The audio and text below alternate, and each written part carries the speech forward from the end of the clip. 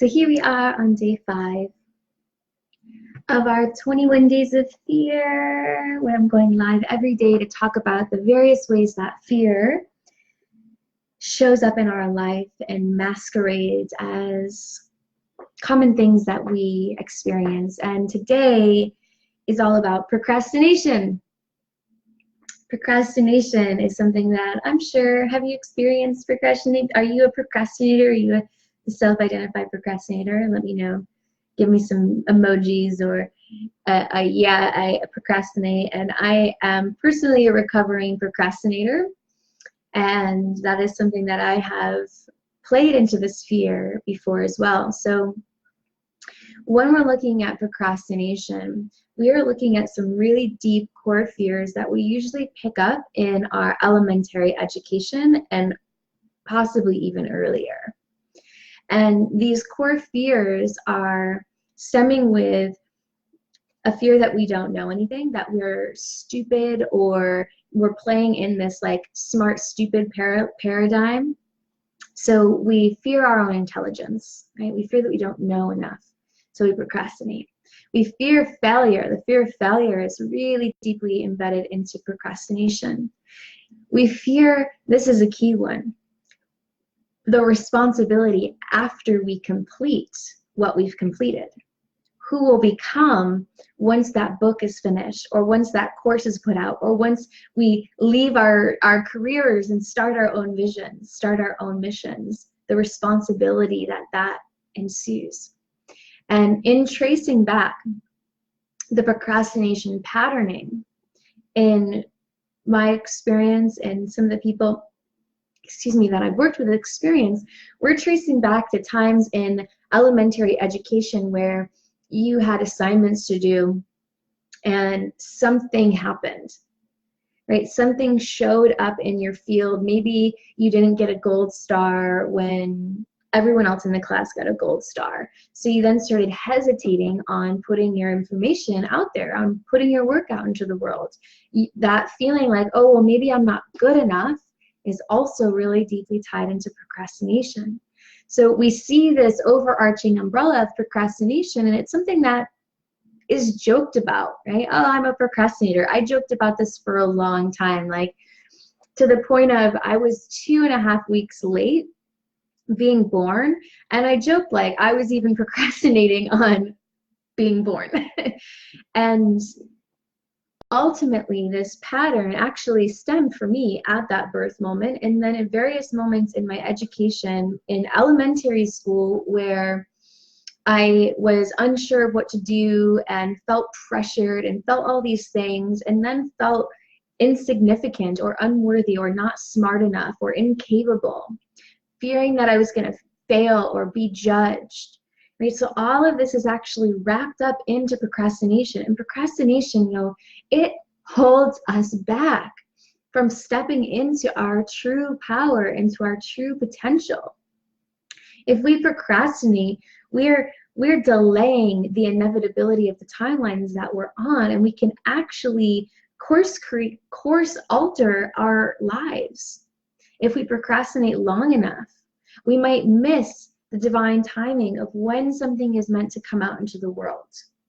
We might miss the moment of perfection that we are meant to get on that stage and speak, or start our business, or write that book, or call that person that we're absolutely in love with. All the ways that we procrastinate, that lifestyle change that we're meant to do. This can show up in procrastinating around making lifestyle changes for your health and your wholeness.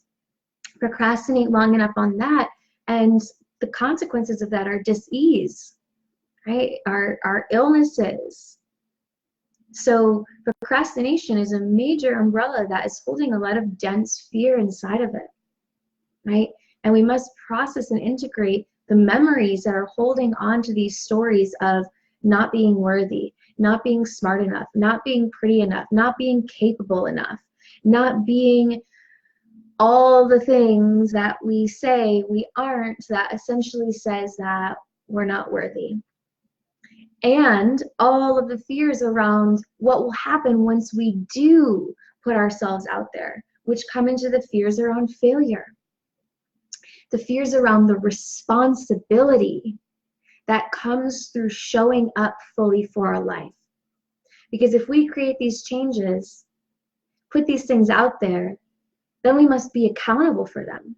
If we go and leave our corporate jobs and start our own business, well, now we're incredibly responsible for all of our resources and for doing the work from the ground, building those foundations so that we can build up a business that actually creates success in our lives. So we procrastinate leaving that corporate job because it's safe and comfortable. Procrastination keeps us in our comfort zones. And whenever we're living in our comfort zone, we're living from a space of fear. And when we're living in our comfort zone, we don't grow, we don't expand, we don't evolve. Right? Our comfort zones keep us playing small, keep us playing in mediocrity, keep us playing in a story that we were sold about how to live.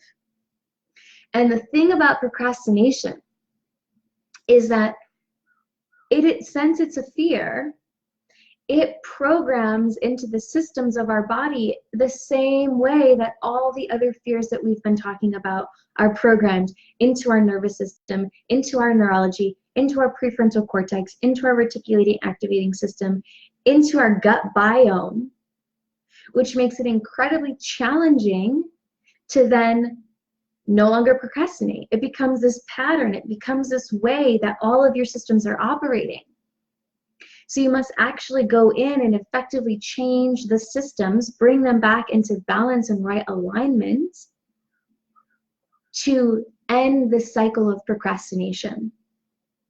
And I'm sure if you're a procrastinator, like I deeply was for a long, long time, many years, I really didn't crack the code on my procrastination until maybe a year and a half ago, 2 years ago, right?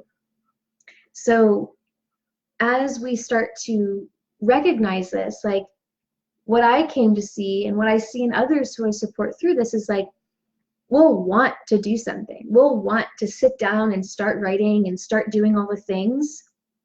And when we do, it's like this fog rolls through our body.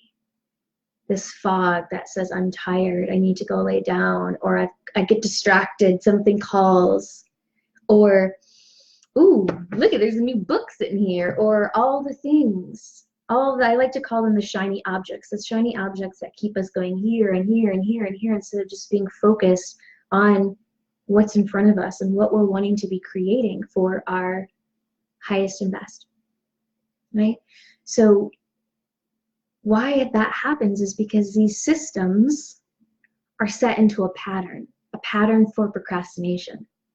So we have to go in and address those systems so that when we sit down at our computer to write our book or to start our business or our podcast or whatever it is that we're ready to start, that brain fog doesn't come through, or that twitch that's like, oh, I'm anxious, I gotta go over here, doesn't come through, right?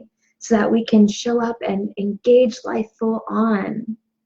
Like, this is what it's really about, is engaging life full on, showing up in our true power and potential, which means that we must have our systems, our internal systems, our internal hard drive, the computer that is inside of us, that our consciousness is operating through, that our spirit is typing into the keyboard of. Those systems must be in balance and harmony and right functioning with our mission. So that procrastination and all the fears that encompass procrastination is the symptom of deeper fears. And those fears likely came through moments of trauma in our elementary education or in when we were starting to learn and develop ourselves and starting to act on our own free will as young independent children. Like, this is when these types of systems get locked into place. So I'm just seeing a comment coming through here. I think recognizing we are a part of it, a part of procrastination is a part of it being self-aware and taking ourselves into doing it actually works. I often say to myself, just do it. So yeah, that will work. That being said, from my experience and experience of working with others, when we operate from this push force ourselves forward without actually processing and integrating the deeper core fears and traumas that are a part of them, we then move forward with stress, with anxiety, with deeper fears, right? These modes of just do it and just push yourself through it and just keep going, while they help us to be effective in the moment, they don't actually address the deeper core destabilization and imbalances of our systems, which end up creating stress and anxiety and pressure and fears around money and fears that the other shoe's going to drop and all these other things that come as a result of not addressing the core imbalances to begin with. So in order for that to happen, we have to strip the veil of the Band-Aid society that we've been conditioned to be a part of, which means slap a Band-Aid on it, don't pay attention to whatever deeper is happening, and just keep moving forward. And if something else comes on, then just put another Band-Aid on it, or take another pill, or drink another glass of wine, or have another cupcake, or go have some sex, or do all these things that are just Band-Aids being put over the deeper core instabilities within our systems. And if we want to be responsible beings who are benevolent presences on this planet, it means we must deeply in our core heal the destabilization of our internal systems that are continuously keeping us in these cycles of fear. It's the only way that we're going to move beyond this fear dominant paradigm that we've been experiencing. And the question of if I can help you has come through, and my answer is absolutely. Throughout the Fearlessly Express Rewrite Your Future program, this is all we're going to be doing, going deep into restabilizing our internal systems, our neurology, our nervous system, our vagus nerve, our reticulating activating system, our gut biome, the acidity of our body, our emotional, mental constructs. All of these pieces are going to be coming together in Fearlessly Expressed. We start first by bringing ourselves out of the pain response, out of the chronic pain, whether that is physical, mental, or emotional. The stressors, releasing that so that our brain can get out of protection mode. Because when our brain and our nervous system are in protection mode, we cannot heal the deeper traumas and fears that are creating all of these recapitulated cycles. And we're doing that through amazing devices, amazing technologies that you're going to have and receive for life through this program that help us to get out of that mode so that our brain can open up and turn on a space of, okay, I can start to heal this now. And when we're in that I can start to heal this now mode, our systems actually have the prime ecosystem to restore the balance. So the answer to the question of if I can help you with this, absolutely yes.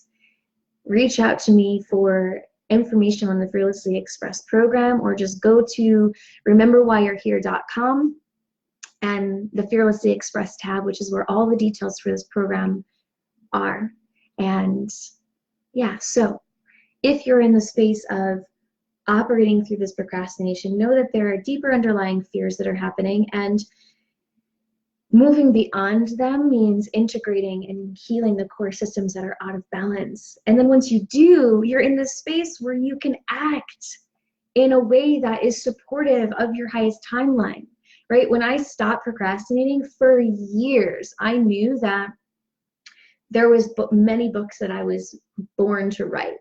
And I was constantly getting the affirmation from my reality, people reaching out to me saying how the way I spoke, the way I wrote, the way my words came through, you have to write a book, you have to write a book, you have to write a book. And I'm like, yeah, I know, it's all throughout my whole charts as well. But I had this core program of procrastination. So I'd sit down to write, and then, oh, all of a sudden that procrastination program would be distracted over here, or by all the different things that can be distracting. And when I cracked the code on the deeper fears that were happening underneath it, I sat down and wrote a book in a month, which is coming out in 2020. So this is what happens when you get out of these, when you bring your systems back into balance.